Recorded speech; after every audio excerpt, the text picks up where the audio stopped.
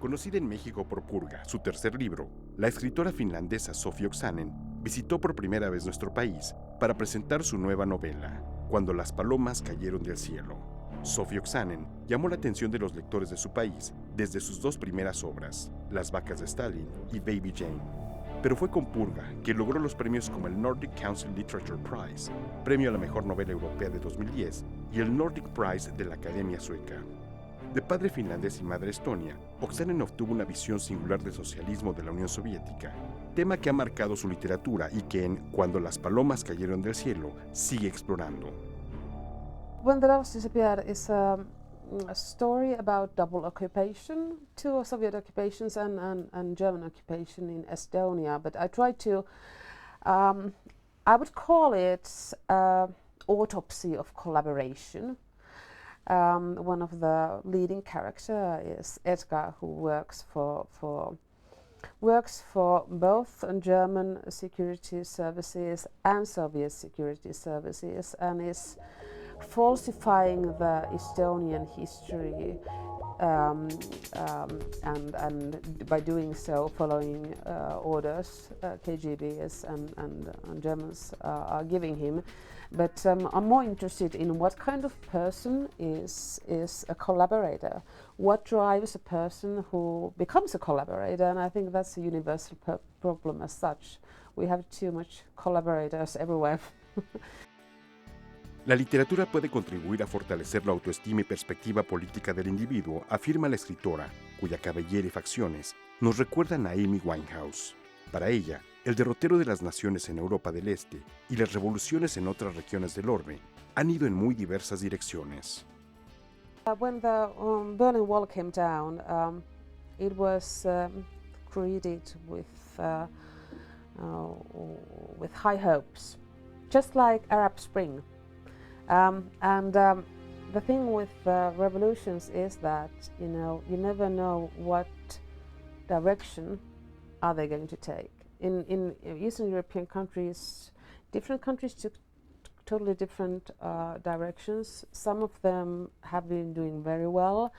The development in just few decades have been awesome. Estonia, in 20 years, it has really diminished corruption. It has the best Wi-Fi connections in the world. Free Wi-Fi for everybody was one of the starting points to get the free information for everybody, education. But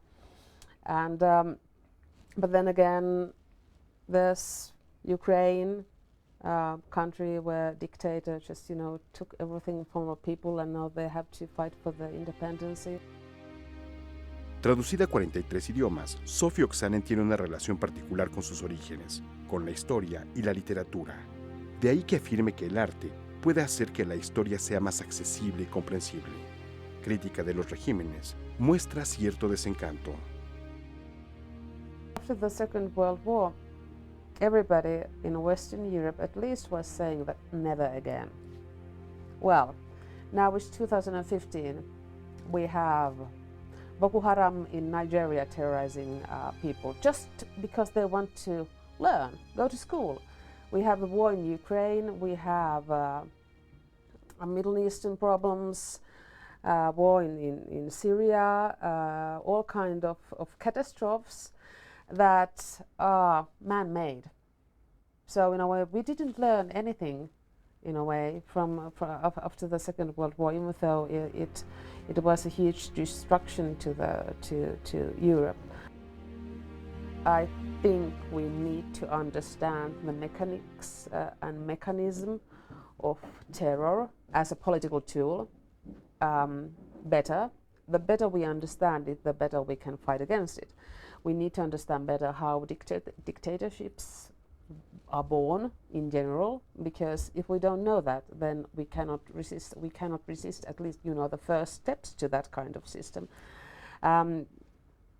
Every path to a concentration camp is paved with good intentions.